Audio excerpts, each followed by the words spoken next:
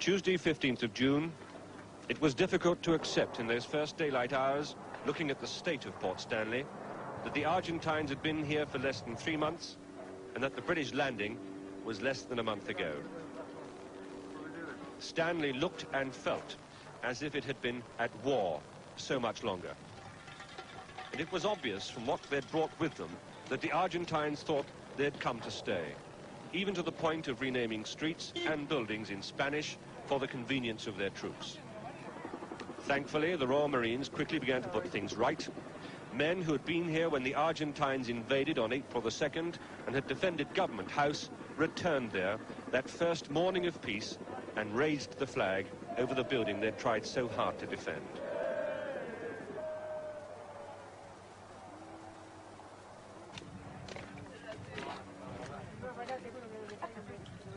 It is easy to criticize an enemy in defeat, easy to believe the half-truths that were rapidly beginning to circulate around Stanley. But it is true to say that the Argentines have not left the capital as they found it. Their filth and vandalism is everywhere. It looked as if they'd been under siege for 12 months instead of 2.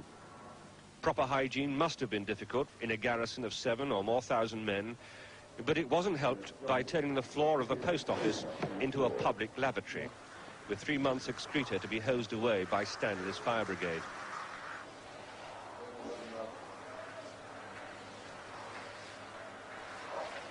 And the narrow streets were used as much as rubbish dumps as thoroughfares, with rotting food and unwanted discarded equipment littering the gutters. The Argentines had an odd way of impressing the Falklanders to the Argentine way of life.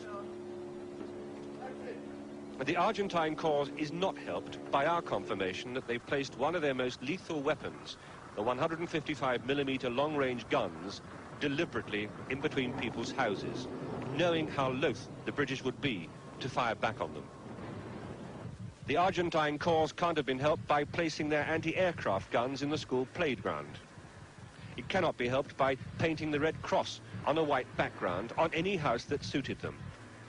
They knew, of course, that it is the internationally respected symbol of immunity, the protection from attack. And yet they painted it on houses in which they garrisoned their senior officers and on houses in which they stored ammunition. The school itself had been turned into an arms dump. There has to be something in the Geneva Convention or some such code of war that forbids it.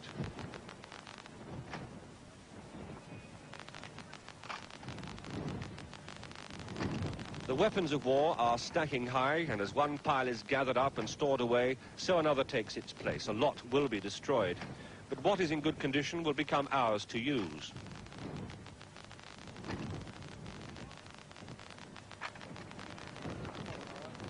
As one British Army officer put it to me, the Argentine junta must be made to lose money as well as face. Certainly, their Falklands expedition is going to cost them. Their garrison was well stocked, and when we realized what had been available to them, we were grateful that the only thing they lacked was the will to fight.